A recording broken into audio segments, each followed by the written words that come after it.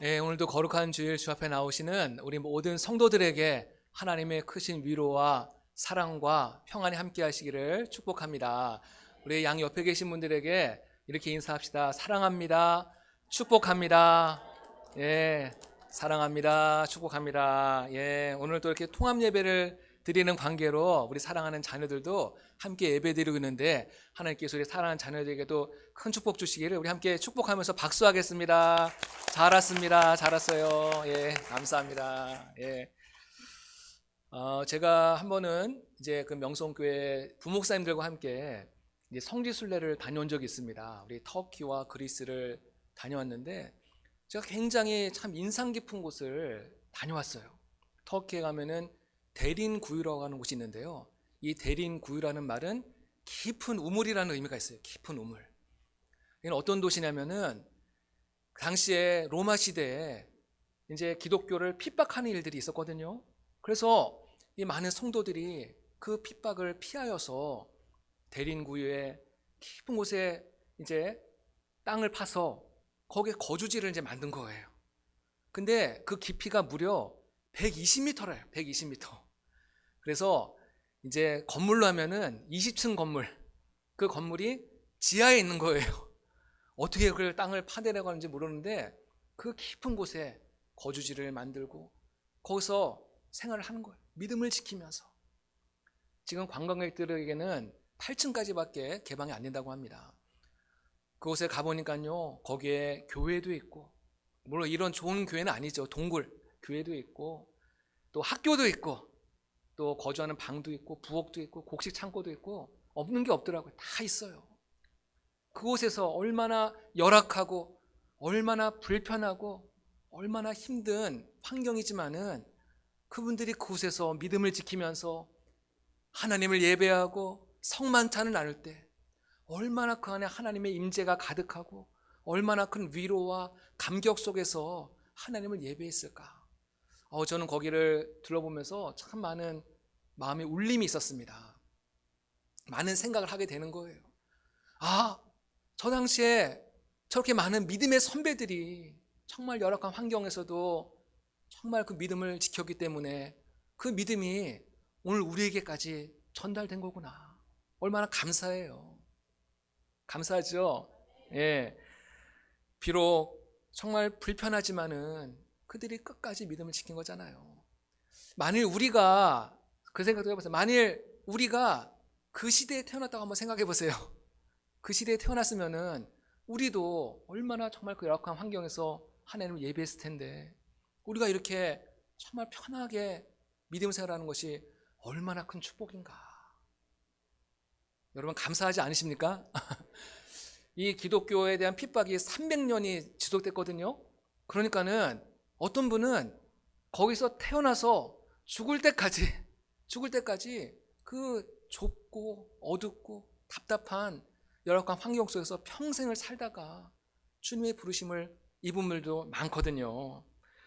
여러분, 이 대림구이는요, 오늘날의 교회처럼 그 겉모습이 화려하고 세련되고 웅장한 그런 건물의 모습을 갖추진 않았지만은 그 속에서 하나님을 예배하고 섬길 때 하나님의 정말 무한한 은혜와 하나님의 임재하심이 그 대림구 정말 그 가운데 충만하게 넘쳐났을 줄로 믿습니다.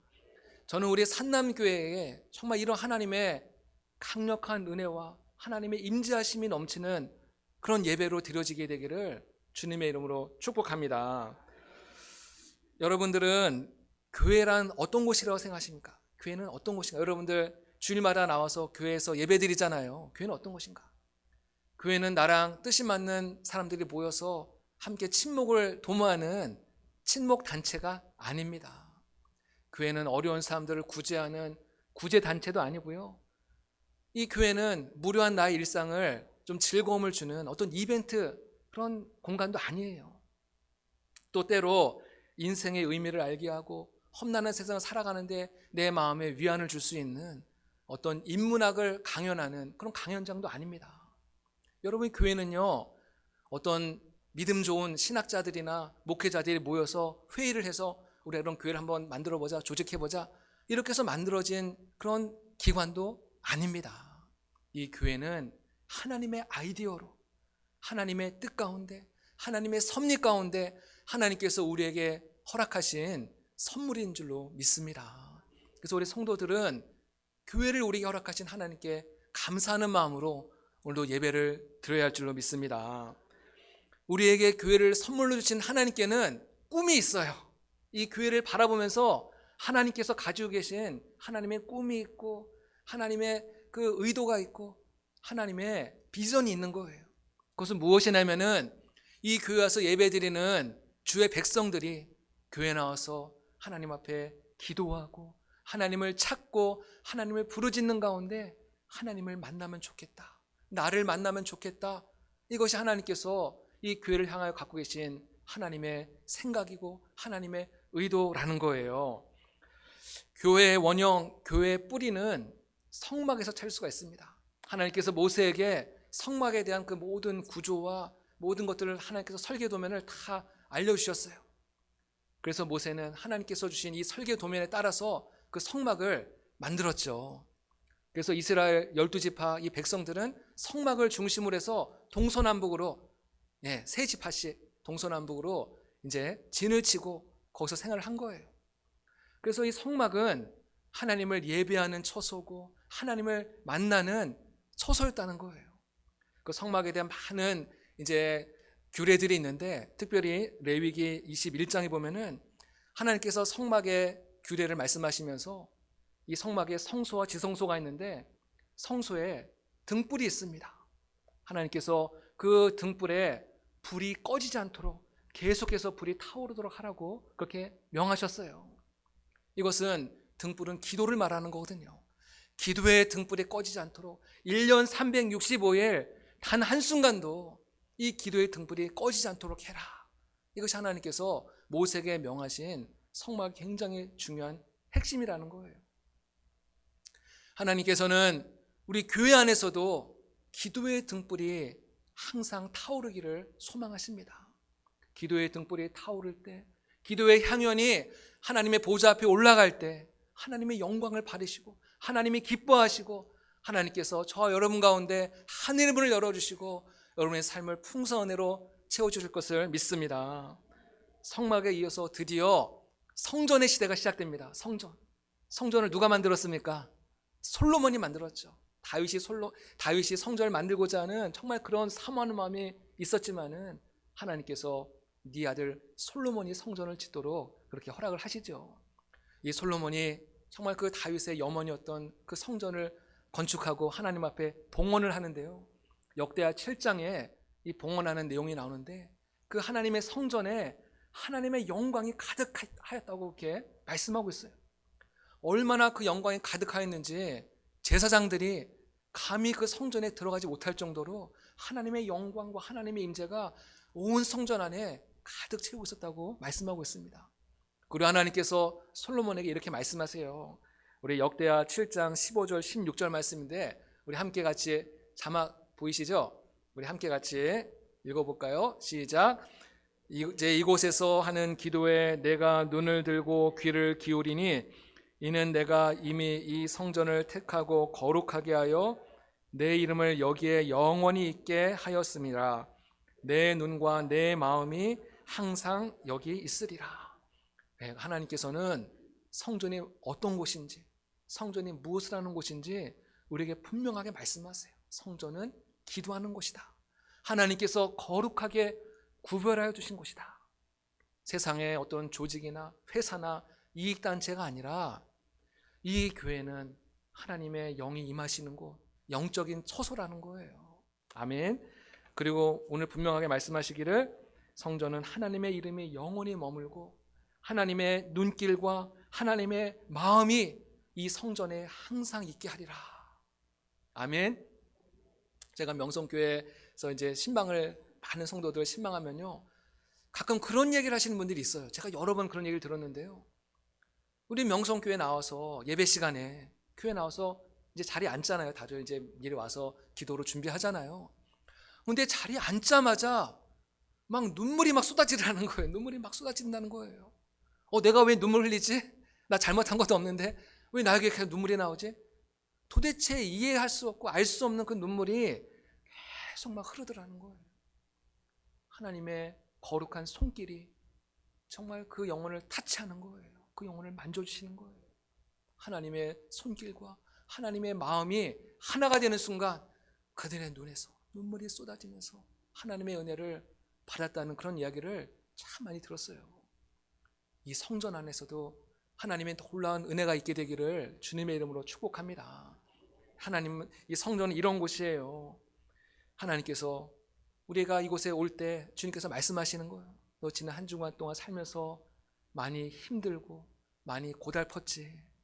주님께서 우리의 눈물을 닦아주시고 우리의 손을 붙잡아 주시고 다시 인생을 살아갈 수 있고 새롭게 도전할 수 있는 믿음과 용기와 새로운 은혜를 하나님께서 성전에서 부어주시는 거예요. 우리가 세상을 살다가 날개가 꺾이는 경우가 있습니다. 어깨가 처지는 경우가 있습니다. 정말 인생의 앞날이 막막해서 도대체 어떻게 살아가야 될지 너무나도 막막하게 살아가는 분들이 있습니다.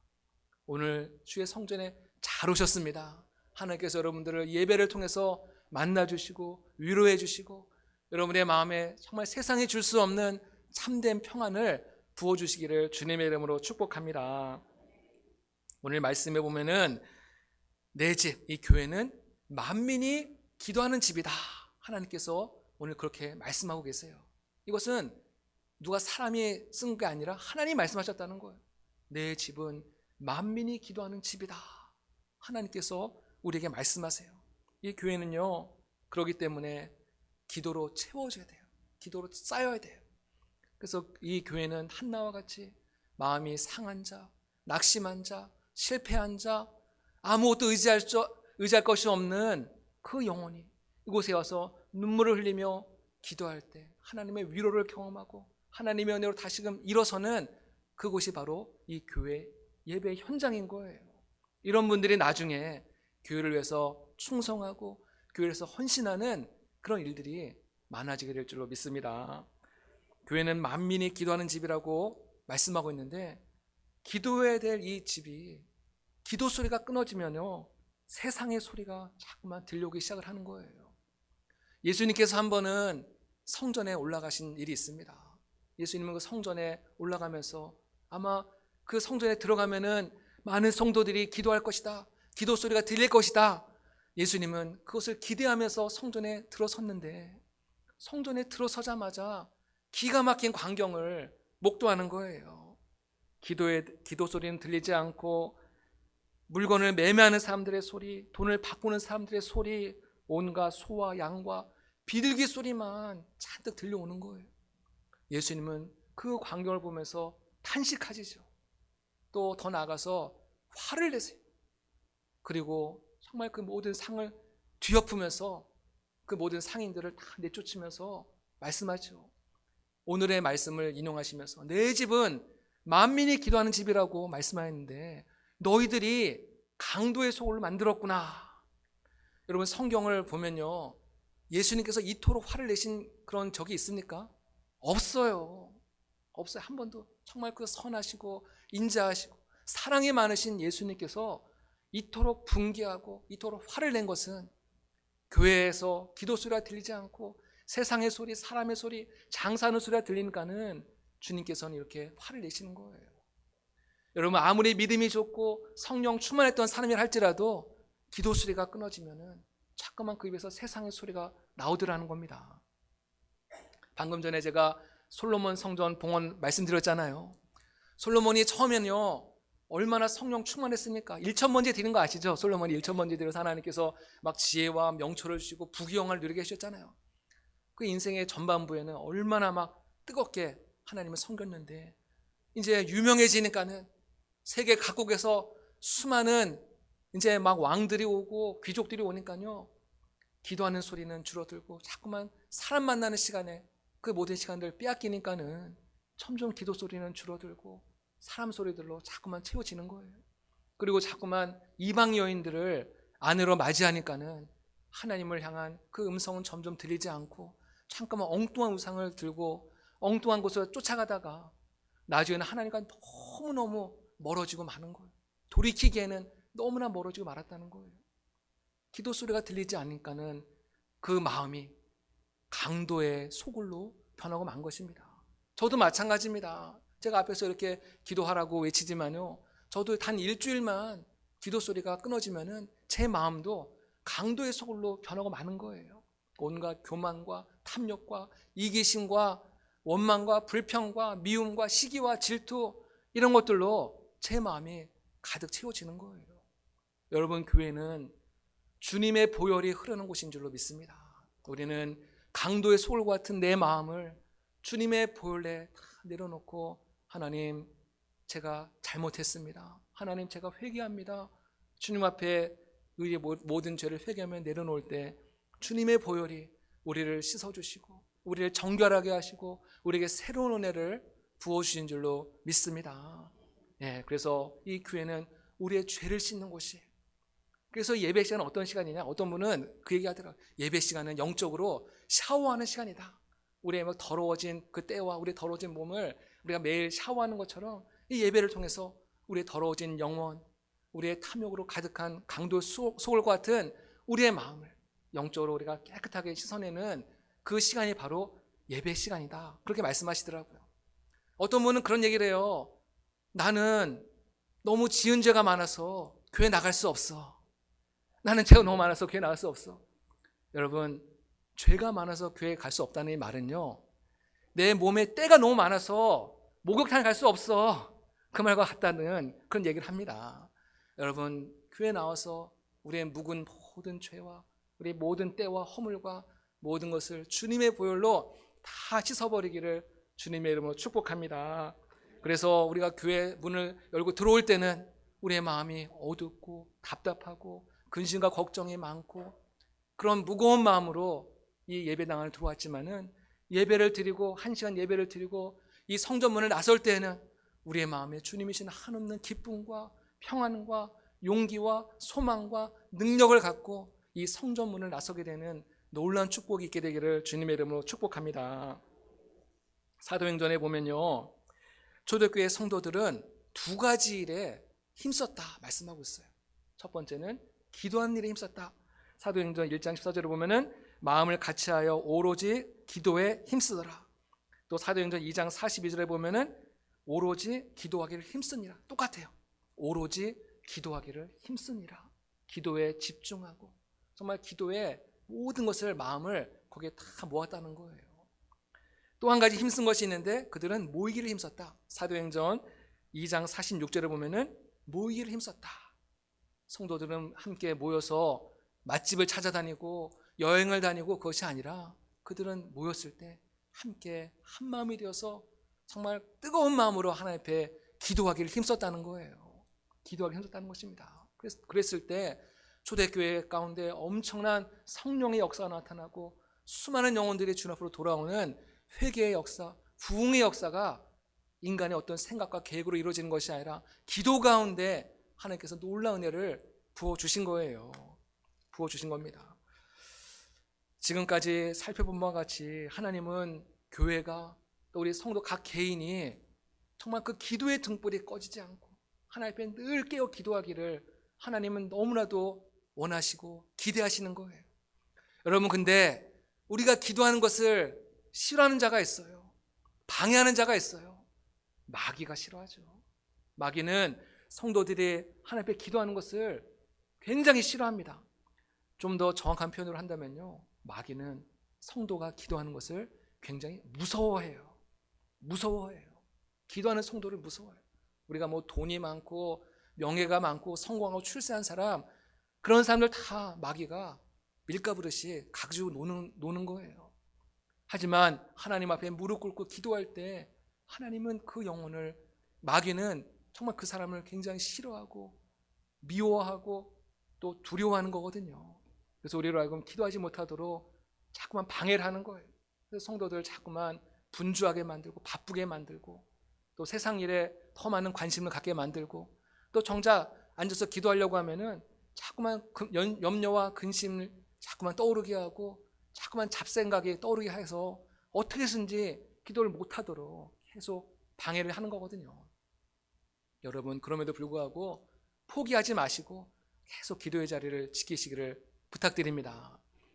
존 버년이 쓴 책 가운데 철로역정이라는 책이 있습니다. 이 철로역정이라는 책은 정말 우리 성도들이라면 반드시 읽어야 될 필독서예요. 성경 다음으로 많이 읽혀진 베스트셀러거든요. 이 철로역정은 어떤 내용이냐면은 한 크리스찬이 이제 예수 믿고 구원을 받아서 죄의 도성에서 이제 떠나서 천성을 향하여 천국을 향해서 이제 막 순례길을 걸어가는데, 그 순례길을 걸어가는 동안에 수많은 유혹과 시험과 영적인 싸움과 많은 어려움들을 하나하나 이겨내면서 나중에는 결국 정말 그토록 사모하는 천성에 입성한다라는 그런 내용이거든요. 이 철로역정에는 두 명이 나오는데, 이 크리스찬, 주인공 크리스찬이 나오고, 또 이 크리스찬이 이제 많은 일들을 겪을 때마다 옆에서 위로해주고 또 그 일들과 그 사건들을 해석해주는 해석자가 나와요. 한 번은 이 크리스찬이 해석자의 집을 이제 방문하게 되는데요, 해석자가 이 크리스찬을 자신의 집의 벽난로로 안내를 해요. 그 벽난로 안에서는 불이 활활 이렇게 타오르고 있는데요, 근데 그 벽난로 옆에서 한 남자가 그 불을 끄기 위해서 계속 막 물을 붓고 있어요. 물을 계속 부어요. 근데 이상하게도 그 벽난로에서 불이 꺼지질 않고 더 거세게 막 타오르는 거예요. 좀 이상하지 않습니까? 물을 부으면 꺼져야 되는데 불이 꺼지질 않는 거예요. 이제 해석자가 이 크리스찬을 데리고 벽난로 뒤로 데려가요. 벽난로 뒤쪽으로 데려가니까요, 거기 또 다른 한 사람이 서 있는데, 그 한 사람이 손에 기름통을 들고 계속 그 불에다가 기름을 계속 붓고 있는 거예요. 기름을 계속 붓고 있으니까는 앞에서는 물로 계속 끓려고 하는데 이 불이 꺼지질 않고 계속 더 활발 타오르는 거거든요. 이것이 무엇입니까? 이제 크리스찬이 궁금하잖아요. 여러분들 궁금하시죠? 그러니까 해석자가 설명을 해주는 거예요. 벽난로 앞에서 계속 물을 부어서 이 불을 끄려고 하는 사람은 마귀라는 거예요. 마귀는 계속 우리가 기도하지 못하도록, 하나님의 은총이 타오르지 못하도록 계속 우리에게 시험과 환난과 어려움과 근심과 걱정을 줘서 자꾸만 이 기도의 불을 끄려고 한다는 것이죠. 그럼 벽난로 뒤에서 기름을 붓는 사람은 누구입니까? 그분은 바로 예수님이라는 거예요. 예수님께서 우리의 믿음이 꺼지지 않도록, 우리의 마음에 그 은총의 불씨가 꺼지지 않도록, 기도의 불씨가 꺼지지 않도록 주님께서는 끊임없이 기름을 붓고 계시더라는 거예요. 할렐루야. 정말 은혜가 되지 않습니까? 여러분이 지금 믿음 생활을 지키고 유지하는 것은 내가 믿음이 좋고 내가 정직하고 신실하고 올바라서 믿음을 지키는 것이 아니에요. 여러분, 오늘 교회 나오실 때 내가 결단하고 내 발로 이곳에 왔지만은 사실은 예수님께서 우리로 하여금 이 교회 나오도록 은총을 베푸셨기 때문에 오늘 우리가 지금 이 자리에 나와서 하나님을 예배하고 있는 줄로 믿습니다. 하나님께 우리는 정말 감사하며 감격 속의 예배를 드려야 되는 것이죠. 여러분, 혹시 정말 여러분들의 기도가 지금 잠이 들었습니까? 여러분, 기도하다가 지금 포기하였습니까? 다시 기도하시기 바랍니다. 다시 하나님의 은혜를 구하시고, 하나님, 나에게 우리 산남교회에 기도의 영을 부어 주시옵소서, 기도하는 교회가 되게 하여 주시옵소서, 기도의 불길이 타오르는 교회가 되게 하여 주시옵소서.